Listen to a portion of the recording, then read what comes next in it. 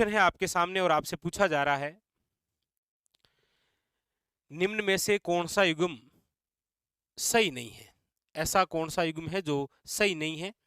जिसमें आपको एक तरफ दे रखा है प्राचीन अंचल यानी राजस्थान का प्राचीन क्षेत्र और सामने दे रखे हैं आधुनिक जिले, और पूछा जा रहा है कौन सा युग्म सही नहीं है। आइए एक एक बिंदु के बारे में चर्चा करते हैं। सबसे पहला ऑप्शन है आपके सामने मत्स्य देश, और मत्स्य देश के सामने दे रखा है अलवर भरतपुर। आप कहेंगे सर अलवर भरतपुर और जयपुर का जो क्षेत्र है ये कहलाता है आपके मत्स्य देश, इसमें कोई डाउट नहीं है, एक नंबर तो सही है। लेकिन आपको यहाँ पर यह भी याद रखना है, यदि आपको पूछा जाए मत्स्य जनपद की राजधानी कौन सी है, तो फिर याद रखिएगा विराटनगर, जिसका वर्तमान में नाम है बेराट जयपुर। ठीक है। दूसरा ऑप्शन क्या है? जांगल प्रदेश, सामने दे रखा है बीकानेर। आप कहेंगे ये भी सही है, कोई दिक्कत नहीं है, बीकानेर का ही प्राचीन नाम है जांगल प्रदेश, इसीलिए आप अक्सर पढ़ते हैं कि बीकानेर के जो शासक हैं उनकी उपाधि भी है एक जांगल दर बादशाह की। ठीक है। लेकिन आपको पूछा जाए कि जांगल जो देश है इसका विस्तार कौन कौन से जिलों में है, तो फिर याद रखिएगा बीकानेर और जोधपुर। लेकिन क्वेश्चन ऐसा पूछा जाए कि जांगल प्रदेश की राजधानी कौन सा है, तो फिर याद रखिएगा आई छतरपुर नागौर। ठीक है। तीसरा ऑप्शन है आपके सामने सीवी जनपद, और सीवी जनपद वर्तमान है चित्तौड़गढ़। आप कहेंगे सर बिल्कुल सही है, कोई दिक्कत नहीं। और आपको पूछा जाए कि सीवी जनपद की राजधानी, तो याद रखिएगा मध्यमिका यानी कि नगरी चित्तौड़गढ़, ये भी सही है। ऑप्शन नंबर 4 है अर्बुद प्रदेश, सामने दे रखा है जालोर। आप कहेंगे सर ये गलत है, क्योंकि अर्बुद जो प्रदेश है ये है आपके माउंट आबू शिरोई। माउंट आबू याद रखिएगा कहां पर? शिरोई। तो यहां पर जो ऑप्शन है जो युग्म सही नहीं है वो है option number 4 is correct answer. ठीक है, ये याद रखिएगा। चलिए आगे बढ़ते हैं। अगला क्वेश्चन क्या कह रहा है वो देखिएगा। क्वेश्चन नंबर है आपके सामने 70। क्वेश्चन नंबर 70 आपसे पूछा जा रहा है, अपनी गोपुरम आकृति के लिए प्रसिद्ध रंगनाथ मंदिर, जिसका निर्माण सेठ पूर्णमल ने 1844 में करवाया, ये कहाँ स्थित है? देखिएगा, जब हम मंदिर निर्माण शैली की चर्चा करते हैं तो आप अक्सर पढ़ते हैं कि उत्तर भारत में जितने भी मंदिर बने हैं वो नागर शैली में है, और दक्षिण भारत के अंदर जितने भी मंदिर बने हैं वो द्रविड़ शैली में है। हमारे राजस्थान में एक प्रसिद्ध द्रविड़ शैली का मंदिर है, और जो आपके सामने है रंगनाथ जी का मंदिर, याद रखिएगा, वेरी वेरी इंपॉर्टेंट। गोपुरम, देखिए नागर शैली और द्रविड़ शैली में अंतर क्या है? नागर शैली के अंदर जो मंदिर बने हैं उनके शिखर विशाल होते हैं, और हमारे राजस्थान में आपको सर्वाधिक जो मंदिर मिलेंगे वो नागर शैली में ही मिलेंगे। द्रविड़ शैली के अंदर, यानी कि आपने कोई साउथ की मूवी देखी है जैसे बाहुबली चर्चा करूं, तो वहां पर जो मंदिर हमें बताया जा रहा है उसका विशाल दरवाजा है जिसे गोपुरम बोलते हैं। तो पूछा यही जा रहा है कि अपनी गोपुरम आकृति के लिए प्रसिद्ध जो रंगनाथ जी का मंदिर है, जिसका निर्माण सेठ पूर्णमल ने 1844 में करवाया, ये कहाँ स्थित है? तो आपको याद रखना है ये पुष्कर अजमेर में है। Very very important, option number हो जाएगा ए इज करेक्ट आंसर। ठीक है। अगला देखिएगा, अगला क्वेश्चन क्या कह रहा है। अगला क्वेश्चन है आपके सामने 71। पूछा जा रहा है बिसलदेव रासो की मुख्य महिला पात्र निम्नलिखित में से कौन सी है? ये समझ लीजिए कि वर्तमान के एग्जामों में भी ये बिसलदेव रासो इतना इंपॉर्टेंट ग्रंथ हो गया है कि हर एग्जाम के अंदर पूछा जा रहा है। देखिए ये जो बिसलदेव रासो है इसके लेखक जो हैं वो याद रखिएगा कौन है? नरपति नाहले, याद रखिएगा। ठीक है, जिसके अंदर उल्लेख किसका है? बिशलदेव हम किसे बोलते हैं? आप कहेंगे सर विग्रह चतुर्थ। तो आपको याद रखना है इसके अंदर उल्लेख जो है वो विग्रह चतुर्थ और उसकी जो पत्नी है राजमती, इसके बारे में उल्लेख है। पत्नी कौन सी? राजमती। तो पूछा यही गया है कि मुख्य महिला पात्र निम्नलिखित में से कौन सी है? याद रखिएगा राजमती। अच्छा, आप भी ये कमेंट करके बताइएगा, ये जो बिसलदेव रासो है ये किस प्रकार का ग्रंथ है? बताइएगा, वेरी इंपॉर्टेंट, किस प्रकार का ग्रंथ है? ये क्वेश्चन काफी बार पूछा गया है। ये एक श्रृंगारी ग्रंथ है कि प्रेम ग्रंथ है कि विरह ग्रंथ है, किस प्रकार का ग्रंथ है? कमेंट करके जरूर बताइएगा। यहाँ पर ऑप्शन हो जाएगा आपके सामने 2 इज ए करेक्ट आंसर। ठीक है, चलिए आगे चलते हैं। अगला क्वेश्चन देखिएगा। क्वेश्चन नंबर है आपके सामने 72। 72 नंबर क्या कह रहा है? पूछा जा रहा है आपसे, जिला जिसमें लोक देवता रामदेव जी की समाधि अवस्थित है, यानी कि लोक देवता से पूछा गया क्वेश्चन है कि ऐसा कौन सा जिला है जहां पर रामदेव जी की समाधि स्थली है। देखिएगा, प्रमुख क्वेश्चन है। तो आप सब जानते हैं कि हमारे राजस्थान के अंदर एक शब्द आप अक्सर पढ़ते हैं, पंचपीर। पंचपीर का तात्पर्य होता है ऐसे लोक देवता जिनकी पूजा हिंदू और मुस्लिम दोनों ही करते हैं, वो कहलाते हैं पंचपीर। और पंचपीर में शामिल हैं कौन से? रामदेव जी। याद रखिएगा, पंचपीर में कौन कौन शामिल हैं? तो रामदेव जी, याद रखिएगा पाबू जी, याद रखिएगा गोगा जी, हड़बू जी और मांगलिया महाजी। तो कई बार डायरेक्ट क्वेश्चन ये भी आ जाता है कि निम्न में से राजस्थान के वे प्रसिद्ध लोक देवता जो पंचपीर में शामिल नहीं हैं, और ऑप्शन मिलेगा आपको वीर तेजा जी। ये पंचपीर में शामिल नहीं है, ये याद रखिएगा। ये इंपॉर्टेंट फैक्ट जो का आपका एग्जामिनर पूछता है। यहाँ पर है कि रामदेव जी की समाधि कहाँ पर है? तो आप सब जानते हैं जैसलमेर रूणीचा। याद रखिएगा, रामदेव जी का जो मेला है रूणीचा जैसलमेर के अंदर, इसे मारवाड़ का कुंभ कहा जाता है, याद रखिएगा। ठीक है, तो ऑप्शन नंबर है यहाँ पर आपके सामने 3 इज करेक्ट आंसर। ठीक है, अगला क्वेश्चन क्या कह रहा है देखिएगा। पूछा जा रहा है आपको नेक्स्ट, अगला, राजस्थान के किस जिले में एकलिंग जी का मंदिर स्थित है? राजस्थान के किस जिले में एकलिंग जी का मंदिर है? उदयपुर है, जैसलमेर है, अजमेर है या फिर राजसमंद? तो आपको याद रखना है कि एकलिंग जी का जो प्रसिद्ध मंदिर है वो आपके कहाँ पर है? याद रखिएगा, स्थान है आपके सामने कैलाशपुरी उदयपुर। और याद रखिएगा कि कैलाशपुरी उदयपुर के अंदर ये जो एकलिंग जी का मंदिर है, इसका निर्माण किसने करवाया है? तो फिर याद रखिएगा बप्पा रावल ने। वेरी वेरी इंपॉर्टेंट, किसने करवाया है? बप्पा रावल ने। बस आप ये कमेंट करके बता दीजिएगा कि बप्पा रावल ने जो एकलिंग जी का मंदिर बनाया है, इसके चारों ओर परकोटा किसने बनाया है? एकलिंग जी के मंदिर के चारों ओर परकोटे का निर्माण किसने करवाया है? यह आपके लिए क्वेश्चन है, इसका परकोटा किसने बनाया है? वेरी वेरी इंपॉर्टेंट, बताइएगा।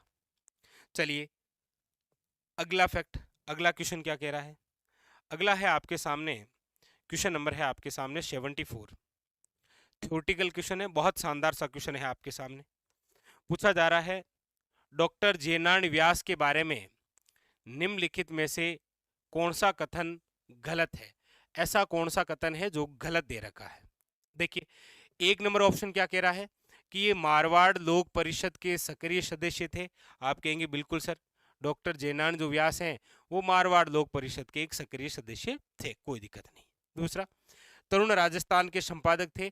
आप कहेंगे बिल्कुल सर, तरुण राजस्थान के भी ये संपादक थे। इनके स्वयं के भी 3 समाचार पत्र और थे, जैसे आगी बाण है, राजस्थानी भाषा के अंदर है, याद रखिएगा, वेरी वेरी इंपॉर्टेंट, जो आपके ब्यावर से निकाला गया। अखंड भारत है आपके, जो कि हिंदी भाषा में है, वेरी वेरी इंपॉर्टेंट। अच्छा, एक आपके पीप नामक समाचार पत्र है जो कि अंग्रेजी भाषा में है। तो ये सारे इन्हीं के। अगला है 1951 में वे अपना पहला विधानसभा चुनाव हार गए थे। बिल्कुल, राजस्थान में जब प्रथम आम चुनाव हुए थे तो उसके अंदर इन्होंने चुनाव 2 जगहों से लड़ा था, एक तो जोधपुर से भी और एक जालोर से भी, क्योंकि ये मुख्यमंत्री पद के दावेदार थे, लेकिन दोनों ही पदों से पराजित हो गए थे। ये भी सही है, हार गए थे ये। और अगला है, इन्होंने 3 बार राजस्थान के मुख्यमंत्री के रूप में कार्य किया। ये कथन गलत है। डॉक्टर जयनारायण व्यास ने 2 बार राजस्थान के सीएम के रूप में कार्य किया। एक बार तो ये थे मनोनीत, जिसे मन से चुना गया था, और एक बार हुए थे ये निर्वाचित। ठीक है, तो ऐसा भी पूछा जाए, राजस्थान के एकमात्र सीएम जो मनोनीत और निर्वाचित दोनों बने हैं, एक ही है डॉक्टर जयनारायण व्यास, याद रखिएगा। ठीक है, डॉक्टर जो जयनारायण व्यास है, याद रखिएगा, इन्हें धुन का धनी कहा जाता है। धुन का धनी इन्हें कहा जाता है। शेर ए राजस्थान, याद रखिएगा, शेर ए राजस्थान। और डॉक्टर जयनारायण व्यास आप सब जानते हैं कि यही प्रकाश में लेकर आए थे ढोल नृत्य को। ये एक और अच्छा क्वेश्चन है। एक क्वेश्चन ये भी है कि भारत छोड़ो आंदोलन के तहत डॉक्टर जयनारायण व्यास को कहाँ कैद किया गया था? तो याद रखिएगा, शिवाना किले में। इनकी एक पुस्तक भी है, पोपा बाई रिपोल और मारवाड़ की अवस्था, बहुत इंपॉर्टेंट। ठीक है। और डॉक्टर जयनारायण व्यास ने ही मारवाड़ यानी कि जोधपुर प्रजामंडल का गठन किया था 1934 के अंदर। ये भी क्वेश्चन आप जानते ही हैं। चलिए, जो भी हो, क्वेश्चन बड़ा शानदार था, पूरा थ्योरेटिकल क्वेश्चन आपसे पूछा गया था। ठीक है, चलिए आगे। अगला क्वेश्चन क्या कह रहा है? क्वेश्चन नंबर है आपके सामने 75। पूछा जा रहा है 2011 की जनगणना के आंकड़ों के अनुसार, 2011 की जनगणना के आंकड़ों के अनुसार राजस्थान की साक्षरता दर है, राजस्थान की साक्षरता दर कितनी है? देखिएगा, राजस्थान की साक्षरता दर पूछे तो है आपके सामने, याद रखिएगा 66.1%। लेकिन इनमें भी आपको पूछा जाए कि पुरुष साक्षरता, तो याद रखिएगा 79.2%। ये आपकी क्या है? पुरुष साक्षरता है, याद रखिएगा। यदि आपको महिला साक्षरता पूछे तो फिर हो जाएगा आपके सामने 52.1%। तो ये तो है महिला साक्षरता, याद रखना है। ये है आपके सामने पुरुष साक्षरता और ये है आपके राजस्थान की टोटल साक्षरता। तो देखिए, क्वेश्चन अक्सर साक्षरता और ज्यादातर लिंगानुपात, और आजकल लिंगानुपात के अंदर भी शिशु लिंगानुपात से ज्यादा पूछा जा रहा है, तो भी आपको याद रखना है। यहां पर हो जाएगा आपके सामने option number 2 is the correct answer. ठीक है, चलिए आगे और क्वेश्चन देखते हैं, किस प्रकार के क्वेश्चन पूछे गए थे हमें, देखिएगा। ठीक है, एक एक क्वेश्चन के बारे में हम चर्चा करेंगे। अब करंट से रिलेटेड जिस प्रकार से क्वेश्चन आए हैं, किस कैसे कैसे क्वेश्चन आए हैं, उन सब के बारे में चर्चा करते चलेंगे। ठीक है, देखिएगा, एक एक क्वेश्चन के बारे में देखते हैं। ठीक है, और भी क्वेश्चन है आपके सामने। देखिए, क्वेश्चन नंबर है आपके सामने नेक्स्ट, अगला क्या कह रहा है, ये लीजिए। अगला क्वेश्चन आपसे पूछा जा रहा है, ये रहा क्वेश्चन नंबर 51। क्या कह रहा है, देखिएगा। पूछा जा रहा है आपको, राजस्थान में विंध्यन कंगार क्षेत्र किस प्रकार की चट्टानों से निर्मित है? देखिएगा, राजस्थान में जो विंध्यन कंगार क्षेत्र है, ये है कौन से क्षेत्र में? तो याद रखिएगा, ये है आपके दक्षिण पूर्वी क्षेत्र में। राजस्थान का जो दक्षिण पूर्वी क्षेत्र है, जिसे आप पढ़ते हैं हाड़ौती का पठार और जिसे आप पढ़ते हैं मालवा का पठार। पूछा जा रहा है ये किस प्रकार की चट्टानों से निर्मित है? ग्रेनाइट, क्वार्टजाइट, बेसाल्ट या बालू का पत्थर। तो इसका जो राइट आंसर है वो है आपके सामने option number C is correct answer. याद रखिएगा, कौन सा? बालू का पत्थर। ठीक है, चलिए, मतलब एक क्वेश्चन योजना से। आस्था जो योजना है, याद रखिएगा, इसका जो संबंध है वो विशेष योग्य जन से है। ठीक है, अभी जो वर्तमान के अंदर पूछे जा रहे हैं वो इस प्रकार के क्वेश्चन है आपके सामने। जैसे सर्वाधिक जो चर्चा में है अभी, वह है पालनहार योजना। तो कमेंट करके बताना, पालनहार योजना का संबंध किससे है? भाई पिछली बार ये पूछा गया था, इस बार इसकी जगह ये दे देगा और पूछ लेगा पालनहार योजना का संबंध किससे है, बताइएगा। पालनहार योजना का जो संबंध है वो किससे है? चलिए अगला देखिएगा। अगला है आपके सामने चांदमारी, चांदमारी ताम्र परियोजना राजस्थान के किस जिले में कार्यरत है? अब चांदमारी स्थान आपको पता ही है, झुंझुनू के अंदर है, जो किस धातु से संबंधित है? याद रखिएगा, तांबा से। यहां पर आपको ऐसे भी पूछा जाए, झुंझुनू वैसे भी कहलाता है क्या? याद रखिएगा, ताम्र जिला। झुंझुनू को क्या बोलते हैं? ताम्र जिला। और झुंझुनू के अंदर ही स्थान है खेतड़ी, जहां पर एक केंद्र स्थापित है HCL, हिंदुस्तान कॉपर लिमिटेड। बताइए इसकी स्थापना कब की गई? यहां पर कुछ तो आपको भी बताना है। चलिए अगला देखिएगा, क्वेश्चन नंबर है नेक्स्ट आपके सामने। पूछा जा रहा है, राष्ट्रीय बीजीय मसाला अनुसंधान जो केंद्र है, राष्ट्रीय बीजीय मसाला जो अनुसंधान केंद्र है, ये कहां पर है? तबीजी अजमेर, लालगढ़ बीकानेर, शेवर भरतपुर या दुर्गापुरा जयपुर। अब जितने भी अनुसंधान केंद्र हैं वो बहुत ज़्यादा इंपॉर्टेंट है।